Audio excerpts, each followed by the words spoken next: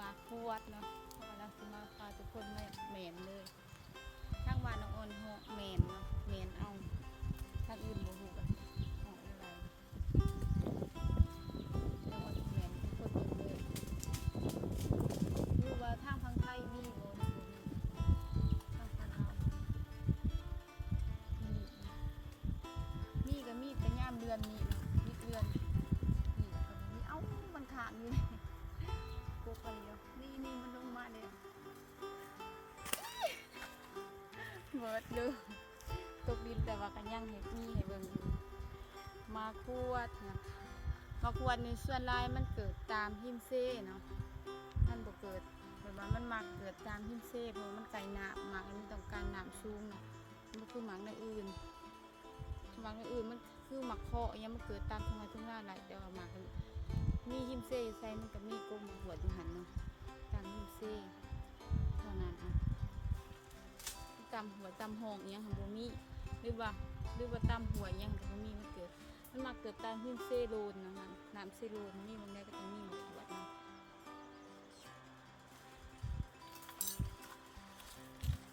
แต่ว่าข้าวแห้งกินก็แห้งแซ่บเนาะ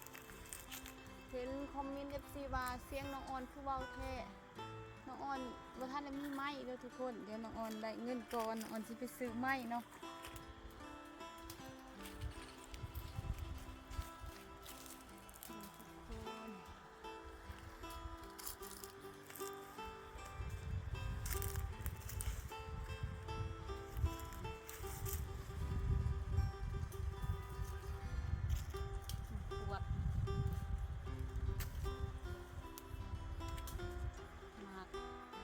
หนึ่งเข่า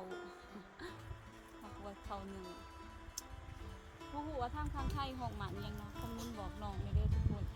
นี่คืออยู่บ้านน้องออนเมนย่ามเดือนนี้สักนั้นเดือน4เนาะเดือน4ดิ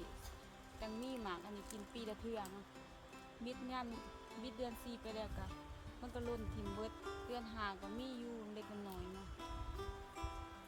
แต่ก็บ่มีเลยปีละเทื่อเท่านั้นมันกับบ่มีราคาเอียงหรอกเนาะเพราะอะไรแต่กินดินซื่อๆแล้วก็บ่สามารถเฮ็ดให้ไรเนาะเนาะเดี๋ยวน้องเอาซีเมนต์ต่อไปเลย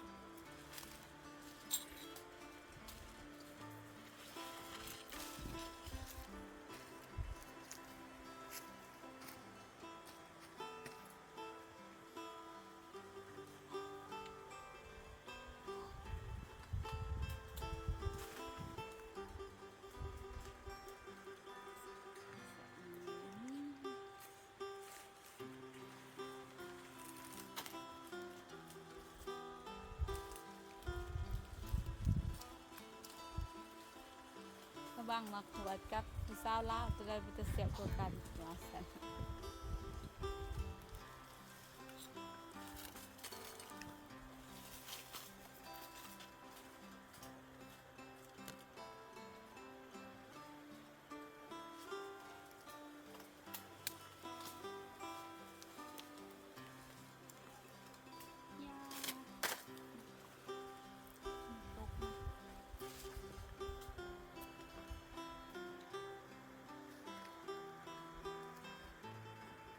พอเห็นเนาะเอาปิ้งให้ได้มันมามันล่นไว้เนาะมันโตหน่อยนึงมันก็ล่น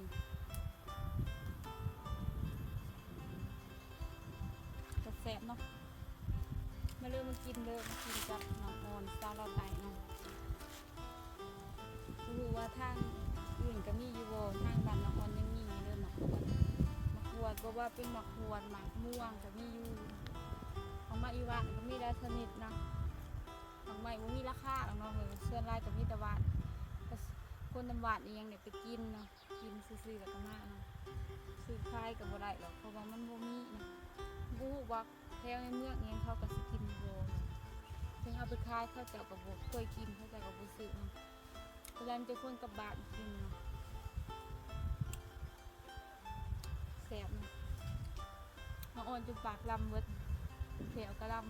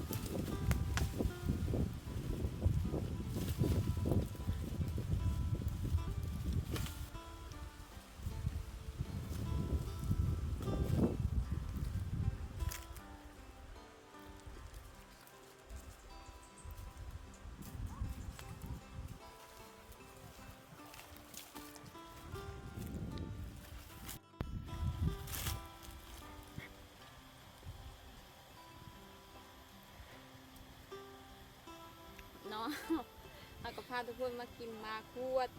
แซ่บประมาณนี้มันเกิดจากธรรมชาติเนาะตัวได้มันจะเกิดทางเขตฮอดเนาะอากาศเย็นของทุกคนนี่อากาศเย็นของทุกคนนี่เนาะจะชูว่าลายเนาะแต่ว่าหากทุกคนบนโฆษณาเด้อทุกคนหากทุกคนติดตามของน้องออนซาวน้องไก่นี่แต่แบบน้องออนกับพาทุกคนมากินหมักใหม่แปลกๆเนาะหมักใหม่อันนี้สมัครหนึ่งเขาไหลนะหมักหัวมาซื้อกันเด็กเวลางูว่าทางพังไทยมีเดือว่าคันมีกับคอมเมนต์บอกน้องในเด้อว่าซื้ออียังหรือว่าซื้อหมักหัวคือกันโบหรือว่าจะใดทางพังลาวเฮายังมีอยู่หมักหัวแต่ว่ามันเกิดตามฮิมเซกที่น้องว่าค่ะสำหรับคืนนี้น้องออนกับซูเวอร์นี่ก็ง่ายเนาะฝากทุกคนในเด้อทำให้กำลังใจน้องออนซาลาไตฝากซัพพอร์ตผู้หญิงคนนี้เด้อภาษาขอบใจเลยสำหรับคืนนี้น้องออนขอกล่าวคำว่าสบายดีไว้พบกันคลิปหน้าบ๊ายบาย